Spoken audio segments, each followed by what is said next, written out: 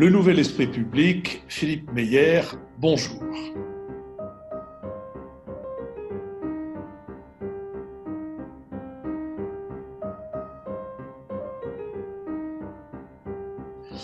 Bonjour, depuis le début du confinement, vous avez eu l'occasion d'écouter l'un ou l'autre de nos suppléments, de nos BADA, qu'il s'agisse de savoir ce qui se passe dans un autre pays que la France, en Russie, au Japon, en Grande-Bretagne. Vous pouvez toujours retrouver tout ça sur notre site, mais aujourd'hui, j'ai réuni quelques confrères, et j'expliquerai éventuellement pourquoi je dis confrères, étrangers, pour leur demander comment leur point de vue sur ce qui s'est passé dans ce pays depuis le confinement. Sont donc autour de cette table symbolique Marc Bassets du quotidien espagnol El País, Paolo Levi du quotidien italien La Stampa et aussi de l'agence nationale de presse l'ANSA, qui est une sorte l'AFP italienne, Richard Verly, correspondant à Paris, du quotidien suisse Le Temps, dont nos auditeurs connaissent la voix comme ils connaissent celle de Michaela Wiegel. Je vais d'abord commencer par leur demander aux uns et aux autres où ils étaient pendant le confinement. Marc Bassets. Pendant le confinement, je suis resté chez moi, donc à Paris, dans le 15e arrondissement, avec mon épouse et mes deux enfants. Paolo Levi.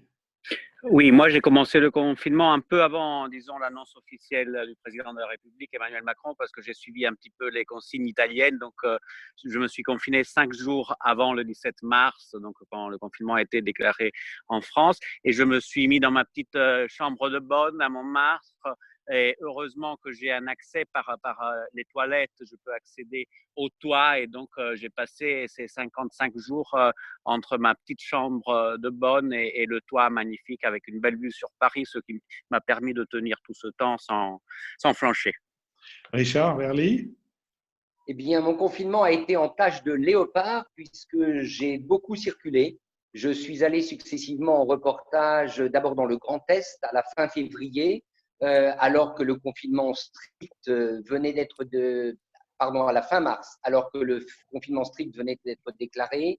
Ensuite, je suis allé à Marseille rendre visite à l'Institut du professeur Raoult et j'ai terminé par un long reportage le long des frontières françaises, de Dunkerque à la frontière suisse, pour voir comment ce virus bouleversait la vie de ces zones frontalières. Qu'est-ce que vos journaux vous ont demandé? Quel sujet d'article vous ont-ils demandé, Marc?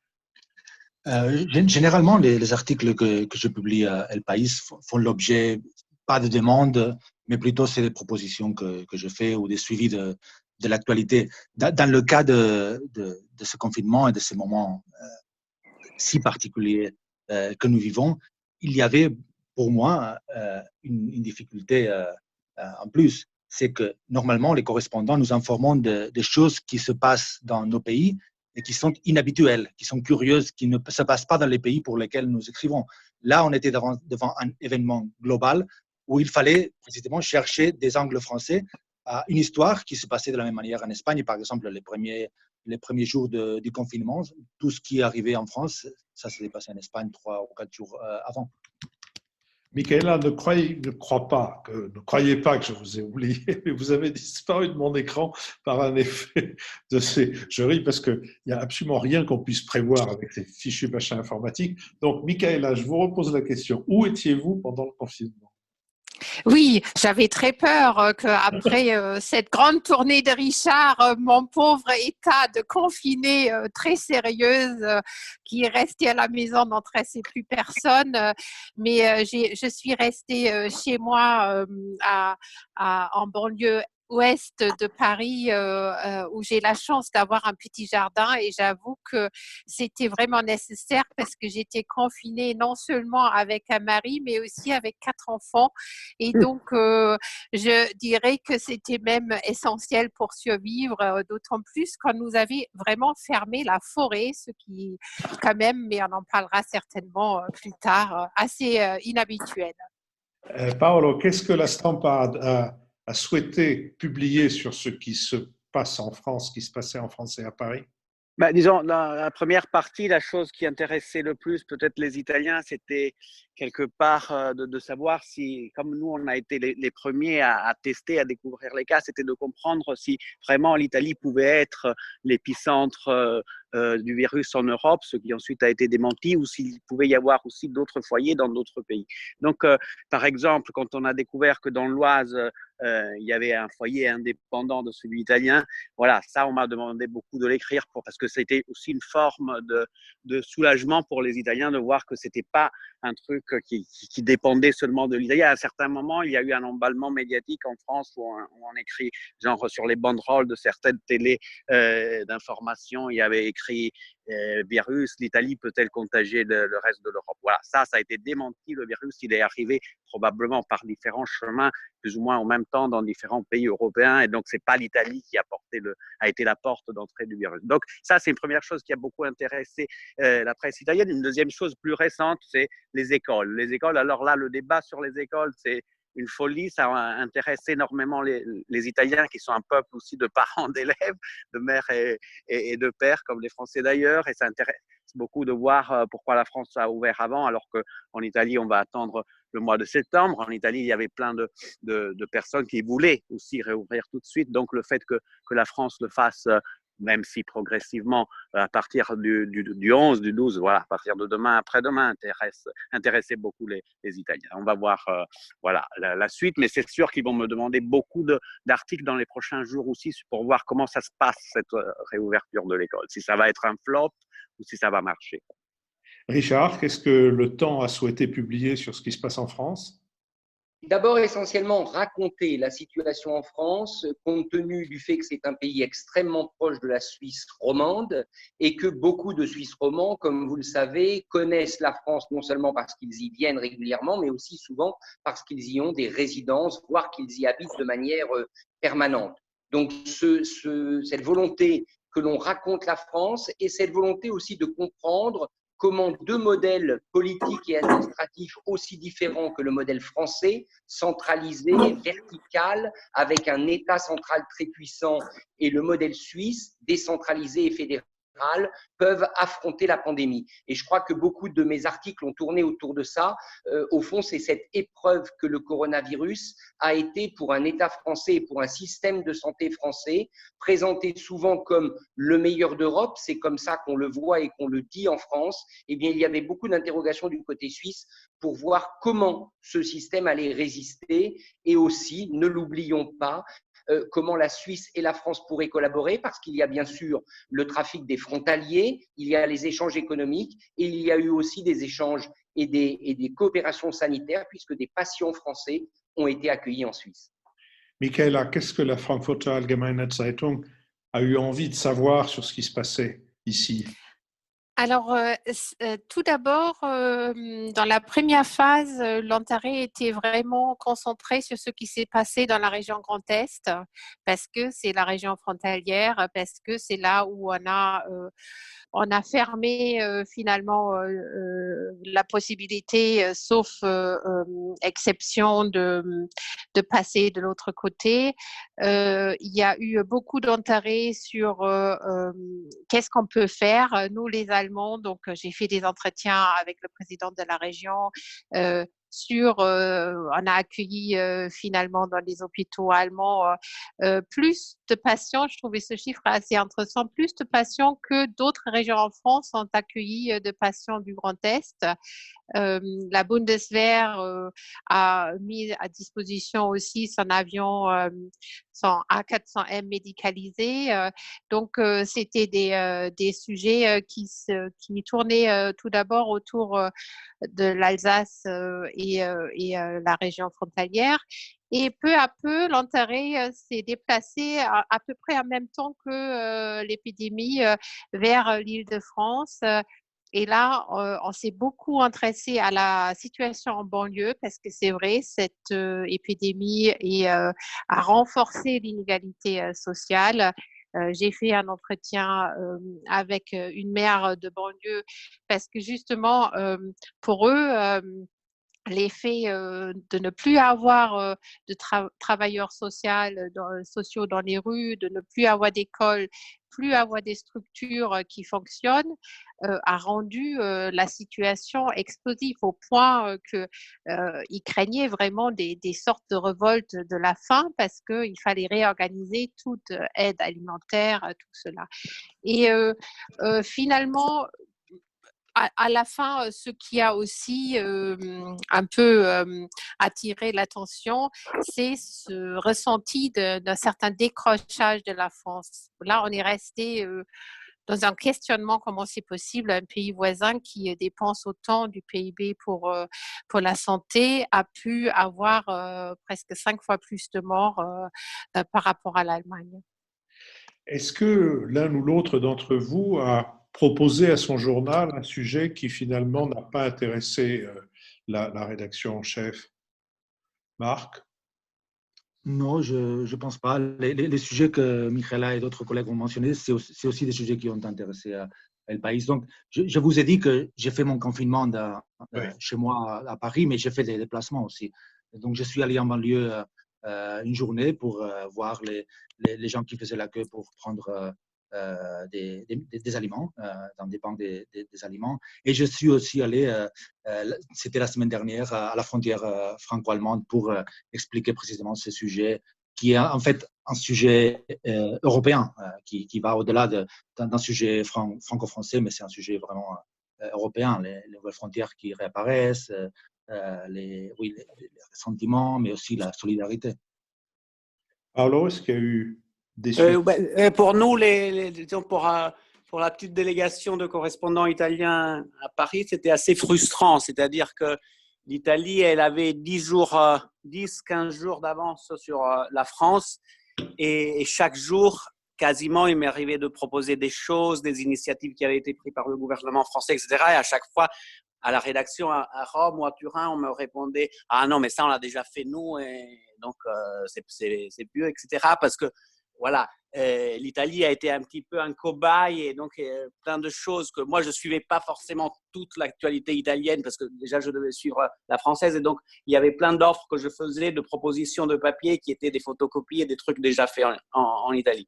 Après, il y a des choses différentes aussi. Par exemple, le fait que les coiffeurs lundi réouvre à ma grande satisfaction parce que j'ai une crinière, une situation maintenant capillaire désastreuse. C'est, par exemple, ça intéresse parce qu'en Italie, par exemple, ils ont considéré que c'est encore trop tôt pour ouvrir les coiffeurs, que c'est un endroit où il y a une certaine promiscuité, un certain contact, etc. Donc, il faut chercher. La chose intéressante dans cette crise pour nous les journalistes, je pense, c'est qu'on a été un peu des passeurs de bonnes pratiques d'un côté et de l'autre entre nos pays en Europe. Donc, voilà, moi, j'ai cherché de communiquer ce que de bon était fait en France dans l'espoir qu'en Italie, on puisse s'en inspirer et vice-versa. Voilà, ça rend le métier de journaliste, je pense, c'est la plus belle expression de ce métier, je trouve. Je fais une parenthèse pour dire que, au nom de l'ensemble de la profession, j'exige de Paolo qu'il fasse une photo de son visage avant d'aller chez le coiffeur. C'est de l'ordre du phénomène. C'est plutôt un horticulteur qu'un coiffeur.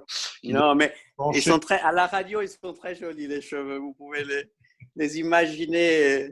Un peu à François-René de Chateaubriand, il y a ce portrait de Chateaubriand magnifique avec cette crinière dans le vent à Rome, par ailleurs. Et donc, voilà, c'est un peu ça, un peu sur les pas de Chateaubriand. Richard, est-ce qu'il y a des papiers que le temps a souhaité et d'autres qu'il n'a pas souhaité ou dont il n'a pas vu l'intérêt pour le lectorat pour son lectorat? L'élément qui en général intéresse beaucoup les Suisses quand on parle de la France, c'est la vie politique, c'est le théâtre politique français et c'est sans doute ce qui pendant cette crise a le moins intéressé.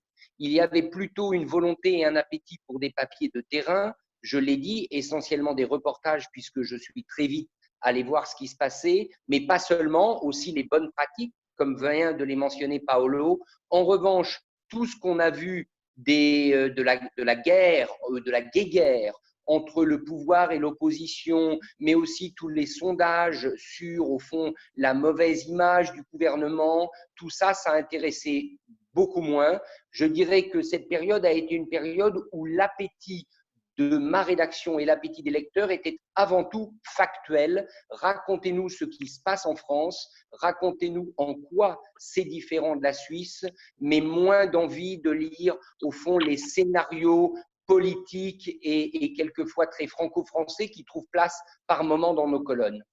Michaela?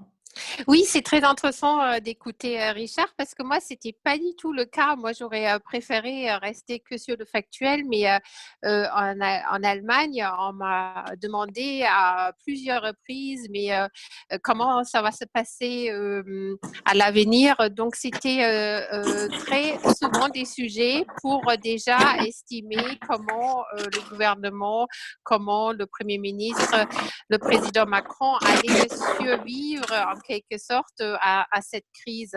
Mais ça s'explique probablement aussi par le fait que on a l'impression en quelque sorte que l'Europe est en train de se diviser de plus en plus entre le Nord et le Sud, et donc l'aspect politique jouait un grand rôle. Mais la question de Philippe, c'était qu'est-ce qu'ils n'ont pas voulu avoir? Alors, ce que je trouvais assez drôle, à chaque fois que j'essayais de proposer un sujet hors Corona, ils m'ont dit non, en fait, on a une meilleure idée, on va republier les meilleurs articles d'avant, c'est-à-dire le monde d'avant en quelque sorte. Et donc, on a une série qui a eu beaucoup de succès, des articles sur la France, des reportages en général que j'avais écrits, mais aussi des autres pays européens. Donc, c'était une façon de dire, vous vous concentrez sur ce qui se passe avec ce virus.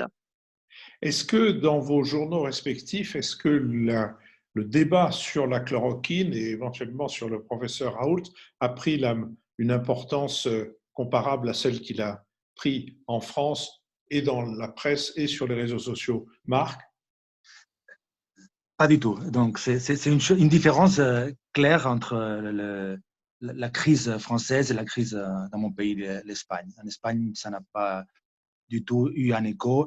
J'ai écrit sur le professeur Raoult le jour où le président Macron l'a visité, et j'ai un peu expliqué ça, interprété ça en clé sociale et politique. Mais curieusement, le débat de la chloroquine n'a pas eu lieu avec la même intensité en Espagne. Paolo?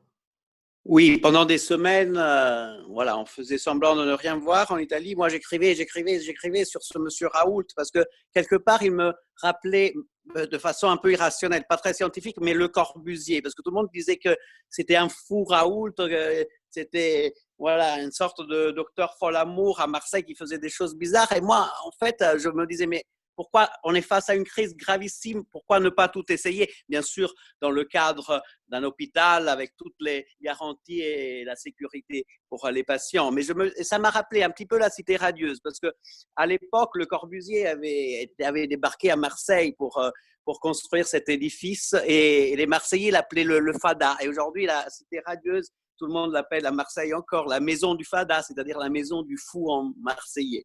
Et alors, Raoult me rappelait un petit peu dans le domaine de la médecine, un peu le Fada, un peu le Corbusier, celui qu'au départ, tout le monde donnait pour un fou et ensuite, aujourd'hui, tout le monde salue parce que la Cité radieuse est incontestablement une des œuvres architectoniques plus visionnaires de l'époque. Et un peu la même chose avec Raoult. Au départ, tout le monde le prenait pour un Fada et après, il a reçu lui-même le président Emmanuel Macron. Donc, moi, j'ai beaucoup écrit sur ce monsieur et à un certain moment, c'est bien parce que le gouvernement italien et notamment le ministère de la Santé, ils ont commencé à s'intéresser à ce qui se passait à Marseille. Et après, il y a eu un décret comme quoi, dans certaines conditions, bien sûr très encadrées, on pouvait tester la chloroquine avec l'antibiotique. Bref, voilà, ça a créé une brèche et ça a eu l'effet d'essayer aussi ce soin-là en Italie. Et même si ce n'est pas l'unique, et c'est un remède qui bien sûr a toutes ses limites parce qu'il peut être administré seulement à des patients en très bonne santé parce que sinon il peut être très très dangereux.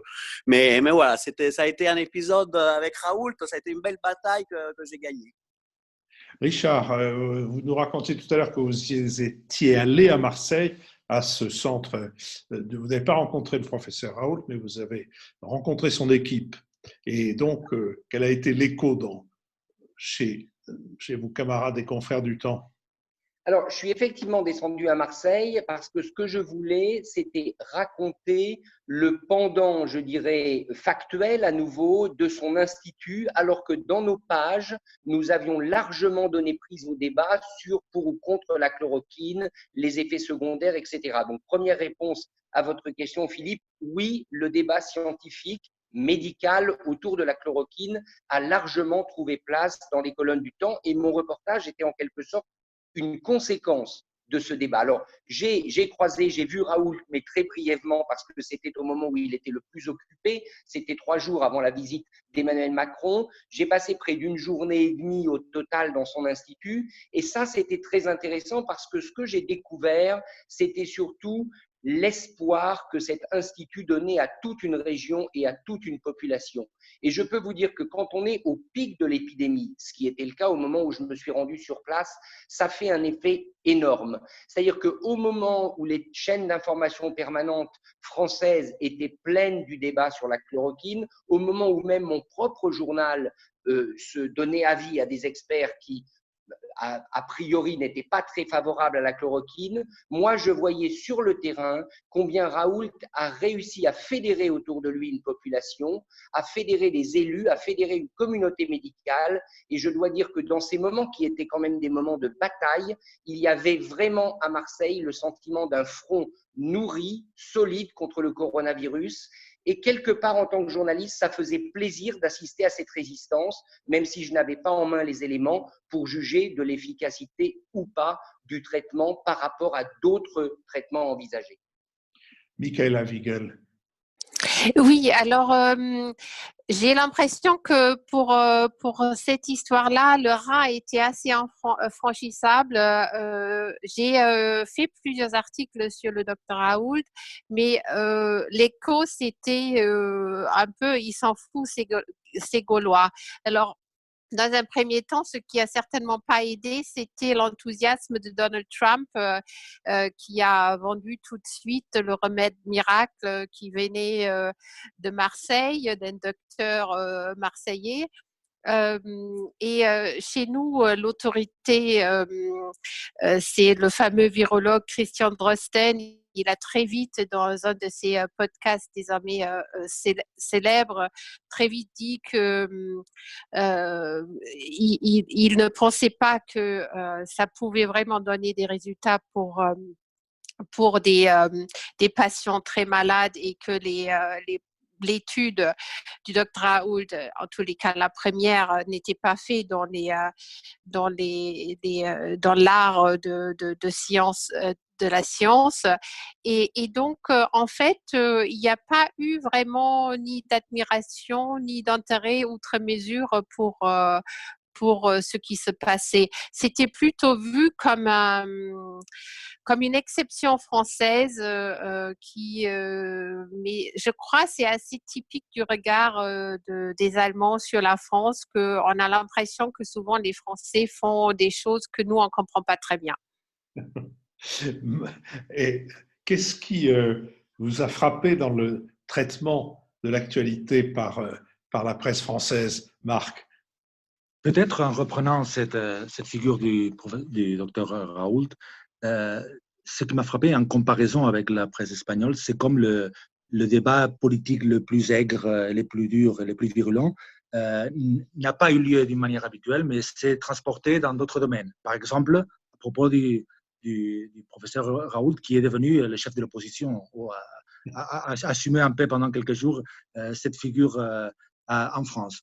Une autre chose qui m'a frappé, ou au moins qui m'a intéressé, c'est plus de l'ordre psychologique ou psychopatriotique, c'est le complexe français face à l'Allemagne. Donc tous les succès pour le moment allemands avec le coronavirus et comment la France a réagi face à ça avec un certain complexe. Nous, on n'est pas capable de faire si bien que nos voisins allemands. Paolo?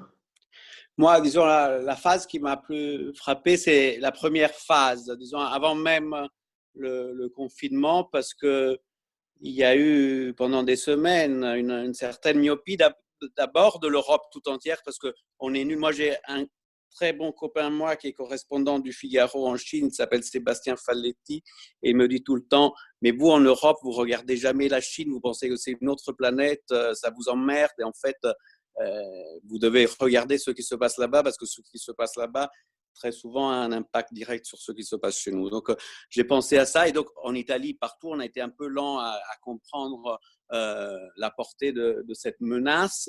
Et ensuite, quand elle est arrivée chez nous en Europe, et voilà, et en Italie, on a été les premiers, disons, à tirer le signal d'alarme avec les cas et tout. Je trouve qu'ici en France, il y avait une sorte d'effet de nuage de Tchernobyl, quoi. On avait l'impression que personne ne voulait voir que le virus pouvait s'arrêter vraiment à la frontière, au Mont Blanc, et il ne pouvait pas dépasser, alors que voilà, c'était évident que si le virus était en Italie, il était en France également. Donc, et après aussi une certaine… je ne pensais pas qu'il y avait une telle méconnaissance du système sanitaire italien en France. Un peu ce que disait Richard aussi avant. Ici, il y a un peu une sorte de fierté, à juste titre, pour un système sanitaire d'excellence. Mais il y avait un peu ce discours comme quoi, ah, mais bon, l'Italie, ils n'ont pas les mêmes hôpitaux. C'est pas… Alors que ce n'est pas vrai du tout, parce que l'Italie, on est comme dans le vin. S'il y a un truc vraiment où on est hyper fort, français, italien, on est dans les classements mondiaux depuis la nuit des temps au premier poste, c'est l'Italie et la France. On a deux systèmes sanitaires extraordinaires, avec des lacunes bien sûr, mais très très en pointe. Donc moi, je me suis alarmé parce que le système sanitaire italien, il y a de profondes inégalités entre région et région, notamment le sud, il est bien plus arriéré que le nord. Mais quand j'ai vu que dans les hôpitaux de Bergame, c'est-à-dire des Ferrari de la santé, là, ils étaient débordés, je me suis dit, il va y avoir le désastre en France aussi, parce que c'était vraiment l'élément par lequel, la carte de tournesol par laquelle on comprenait qu'en fait, même la France aurait été débordée, et on l'a vu en Alsace, on l'a vu à Paris, etc. Heureusement que c'est venu un peu plus tard, donc la France, elle a eu au moins la possibilité de créer en toute vitesse des lits d'hôpital, de réanimation, etc., ce qui a permis de contenir un petit peu le nombre de morts, même si on a dépassé le seuil des 25 000, et voilà, c'est pas beaucoup moins qu'en Italie, où on en a un peu plus de 30 000 pour l'instant. Donc voilà, cette myopie m'a frappé beaucoup, cette myopie de dire effet Tchernobyl, le virus va s'arrêter à la frontière. Richard Verly, qu'est-ce qui vous a frappé dans le traitement de la crise par la presse française? La presse française a tout de suite été, me semble-t-il, dans une situation d'acrimonie, ou en tout cas de grande interrogation vis-à-vis de l'État. Alors, il s'est avéré que, on l'a vu avec la pénurie des masques, avec la pénurie de tests, avec un certain nombre d'incohérences ou de mauvais fonctionnements, le gouvernement n'est pas exempt de reproches. Mais très tôt, j'ai senti que la presse, les médias français plutôt que la presse, parce qu'il faudrait inclure les chaînes d'information permanentes qui, dans une pareille situation, jouent un rôle absolument décisif, il s'agissait au fond d'une forme de tribunal médiatique permanent. Un tribunal médiatique aidé par des scientifiques, et il y en avait de nombreux, dont on ne comprenait pas toujours d'ailleurs à l'écran, notamment la légitimité, parce qu'on donnait leur titre, mais on ne savait pas exactement qui étaient ces gens. Moi, j'ai été assez frappé par ça, et ça explique sans doute la tétanie, ou en tout cas la difficulté d'action qui a été celle du gouvernement français, alors que dans d'autres pays, me semble-t-il, je pourrais parler de la Suisse, mais je serais intéressé de savoir ce qu'en pense Michaela sur l'Allemagne, on n'avait pas ce tribunal permanent qui s'est instauré tout de suite. La deuxième chose, c'est que quand on était sur le terrain, et lorsque j'y étais, j'ai pu voir combien l'État avait de la peine au fond à fonctionner en raison de sa lourdeur et de sa bureaucratie. C'est toujours la même chose en France. L'impulsion vient d'en haut, c'est une chance parce que c'est vertical, ça tombe tout de suite et ça permet en théorie de réagir rapidement, mais ça s'enlise aussi dans des strates administratives nombreuses. Et un exemple qui a souvent été cité, c'est celui des agences régionales de santé qui étaient supposées un peu être le fer de lance de ce système hospitalier français. Elles devaient permettre la meilleure répartition, la meilleure optimisation des services sanitaires, et on s'est aperçu souvent que les décisions étaient contradictoires, difficiles à mettre en place, trop tardives, trop peu d'initiatives. Donc, deuxième élément qui m'a frappé, c'est la lourdeur de l'État français, mais dans ce cas-là, ce n'est pas la presse qui l'a mise en exergue, c'est plutôt ce que j'ai vu sur le terrain. Michaela. Oui, alors j'essaye de répondre à Richard parce qu'effectivement, je crois cette question de la relation entre la presse et le gouvernement est très important, effectivement. Moi, ce qui m'a le plus étonné et qui m'étonne toujours, c'est ce nouveau cérémoniel tous les soirs de retransmettre le directeur de la santé, Jérôme Salomon, en récitant le nombre de morts, le nombre d'hospitalisés, le nombre de guéris, et en faisant une espèce de jeu de conférence de presse, mais qui n'en est pas une. Avec une seule journaliste ou un seul journaliste qui doit lire les questions des autres, qui ne jamais relance quand Monsieur Salomon ne répond pas. Et j'avoue que c'est un spectacle qui me sidère. Je ne comprends pas pourquoi on fait ça. En Allemagne, ça n'existe pas. Et ça ne veut pas dire qu'on n'a pas de transparence sur le nombre de cas. Mais pour moi, c'est un fonctionnement qui est probablement l'explication de ce que Richard a appelé un tribunal de presse. En fait, il y a un non-fonctionnement de la relation des médias comme pouvoir de contrôle actuellement. Avec ce mécanisme, je vois bien qu'il y a des contraintes d'ordre sanitaire, mais en Allemagne, notre grande conférence de presse avec le gouvernement continue à fonctionner. Il y a juste 1,5 mètre d'espace entre les journalistes, et les journalistes peuvent poser des questions à la chancelière, ils peuvent poser des questions au ministre de Santé, et ils peuvent relancer quand la réponse ne leur convient pas. Ça n'existe pas en France. Le président, il fait des discours, il n'y a jamais des questions après. Donc, je crois, je dis pas que la presse a tout bon, je trouve aussi très souvent le ton est très inquisiteur, mais je trouve ce qui me frappe, c'est avec quelle facilité on a abandonné, par exemple, prenons l'affaire du porte-avions Charles de Gaulle. On ne peut pas poser aucune question à aucun responsable pour en savoir un peu plus. Tout ce qu'on a eu, c'est ce qu'ils voulaient bien nous transmettre comme information. Donc, je trouve que c'est quand même clairement un dysfonctionnement dans une démocratie. Hein. Voilà. Merci. Alors, nous enregistrons cette conversation le dernier jour du confinement, première manière. Vous avez les uns et les autres des différents postes d'observation que vous avez occupés. Vous avez observé le comportement de la population française. Qu'est-ce que vous en avez retenu et qu'est-ce que vous attendez de cette nouvelle phase qui va s'ouvrir demain, lundi 11 mai? Marc Bassets. Le comportement de la population française, vu de mon poste, oui, un peu vu de l'Espagne aussi, je crois que en règle générale est correct. Tout le monde s'est confiné, a respecté les règles, comme c'est le cas en Espagne.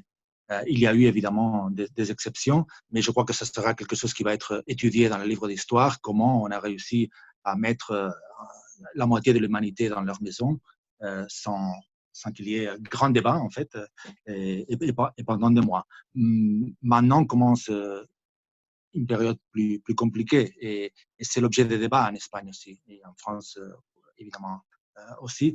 Le déconfinement est beaucoup plus complexe, je trouve, parce qu'on confine de la nuit au jour, en quelques heures, mais pour déconfiner, c'est une opération d'une logistique très complexe, où les gouvernements peuvent commettre des erreurs graves, et où les gouvernements, je trouve, ont peur. Pardon, Paolo. Et ici, moi, dans ma rue, ça a été exemplaire, je dois dire. Vraiment, c'est émouvant, surtout chaque soir, on a ce rythme, on dirait un peu la vie mode d'emploi de Georges Perec. C'est vraiment en face de ma fenêtre, j'ai vraiment une vision ultra parisienne avec cette barre d'immeubles haussmanniens magnifique, la butte de Montmartre qui monte et toutes les petites lucarnes des maisons qui s'allument dans la nuit. Et à 20h, c'est émouvant parce que en 50 jours, mes voisins sont devenus des pros de l'hommage aux soignants. Donc, chaque soir, ils s'inventent quelque chose de différent. Hier, ils étaient tous avec des étoiles filantes. Après, ils font des concerts de maracas. C'est magnifique. C'est vraiment émouvant. Après, les rares fois où je suis descendu pour aller faire mes courses, je trouve que dans les supermarchés à Montmartre, voilà, c'était un peu, il y avait un petit peu, bon, peut-être que j'étais moins paranoïaque, mais je trouvais une certaine, voilà, promiscuité dans les supermarchés, notamment. Je trouve que les personnes ne faisaient pas attention, comme en Italie d'ailleurs, mais en tout cas, ça a été un tel effort qu'il faut le saluer. C'était pas évident pour tout le monde. Je vous donne une petite information que peut-être vous savez déjà, mais ça peut être intéressant parce qu'en Italie, on a déconfiné depuis une semaine, plus ou moins déjà, et tout de suite à Milan, il y a eu voilà, des comportements affligeants. Ils sont tous allés prendre l'apéro au Navigli, qui est un peu l'équivalent milanais du canal Saint-Martin à Paris ou des berges à Toulouse. Et voilà, ils pensaient qu'en fait, le confinement était fini et donc ils étaient tous en train de picoler des spritz, des gin tonic, comme si tout était fini et le virus était derrière nous. Donc, le maire de Milan, Beppe Sala, il a vraiment pété les plombs. Il a dit là, ça va pas du tout. On va devoir reconfiner si vous rentrez pas tout de suite à la maison. Donc maintenant, c'est militarisé. Cette sorte de canal Saint-Martin milanais a été. Il y a que des flics pour vérifier que les gens ne se laissent pas aller. Et voilà, on va voir si à Paris et ailleurs en France, ils vont être plus disciplinés dans les prochains jours. Une chose est sûre, on est des convalescents. Donc on va pas. La chose qu'il faut vraiment comprendre, c'est que on risque de devoir reconfiner si on n'est pas attentif et discipliné et rigoureux encore.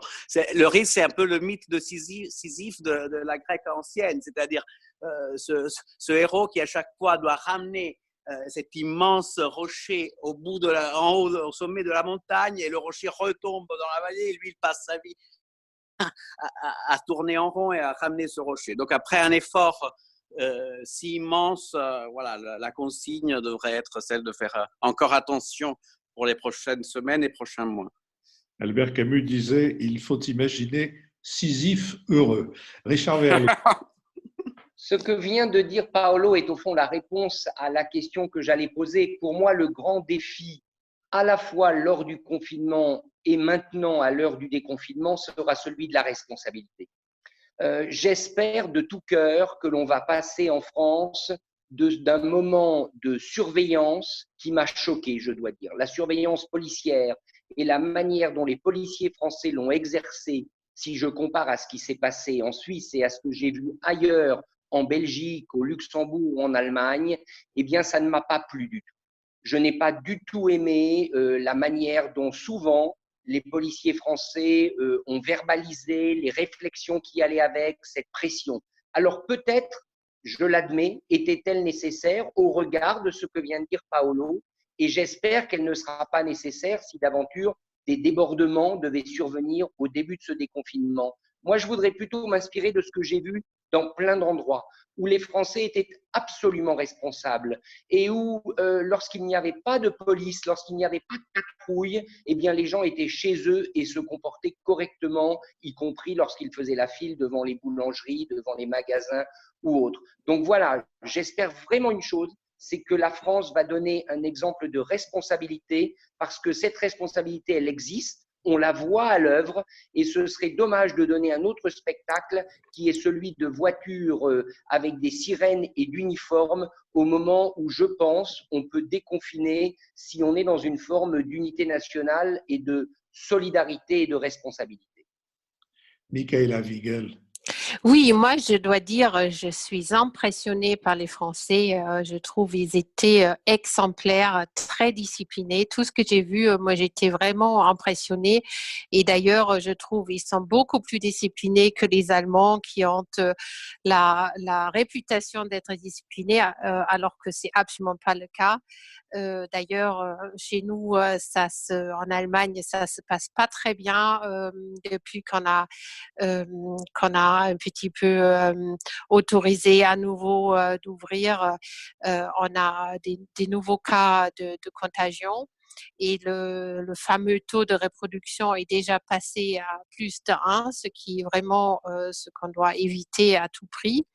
Donc, chapeau les Français. Et comme Richard, j'avoue que j'ai eu beaucoup de mal à comprendre cet aspect très enfantalisant, ce mot, j'arrive jamais à le prononcer, qu'on nous est traités comme des enfants qui savaient pas ce que on faisait en devant remplir à chaque fois cette autorisation de sortie, en fermant justement les forêts, enfin les grands espaces où vraiment on risquait pas de rencontrer quelqu'un et en restreignant du coup l'espace pour vivre. Je comprends tout à fait qu'à Paris, on ne peut pas laisser ouvert les parcs, mais je trouve pour le reste assez étonnant qu'il y a eu très peu d'ailleurs de résistance. Et s'il y a eu de résistance, elle était drôle. J'ai vu une scène à une plage en Bretagne où on a mis une poupée avec un parasol et on a filmé le gendarme qui accourait pour contrôler cette dame poupée qui s'allongeait sur la plage. Mais pour le reste, je trouvais que les Français étaient vraiment exemplaires et j'espère que ça restera comme ça. Merci à Je me demande pourquoi je suis une confrère. J'ai pas bien compris. Ah, pardon, oui, j'avais promis que j'expliquerai. Alors, ma référence, c'est ce fameux grammairien Grevis, non pas Grévis, comme beaucoup de gens le disent, mais Grevis est absolument insoupçonnable car il est belge. C'est un grammairien gigantesque. Tous les gens qui s'intéressent à la langue française ont un jour ou l'autre plongé dans le Grevis et en sont sortis considérablement améliorés. Grevis explique que un homme ne peut pas avoir de consoeur, car il faudrait qu'il soit lui-même une femme. Donc, ne sont consoeurs que des femmes entre elles. Mais par contre, quand un confrère est une femme, on dit ma confrère Michaela Wiegel, mon confrère Marc Bassett, mon confrère Paolo Levi, mon confrère Richard Verly. Voilà l'explication que donne Grevis et à laquelle je me tiens. Je rappelle à ceux qui nous ont écoutés que depuis dimanche 10 au matin, notre dernier podcast est en ligne. Il a porté d'une part sur cette question des libertés, justement, que nous avons évoquée dans notre conversation, et d'autre part sur la question des rapports entre la France et l'Allemagne après la décision prise par la Cour de Karlsruhe de sommer la Banque européenne de justifier ce que la Cour de Karlsruhe semble considérer comme des fantaisies inacceptables. Merci à tous et à toutes. J'espère vous retrouver bientôt et en tout cas la semaine prochaine pour un nouvel esprit public.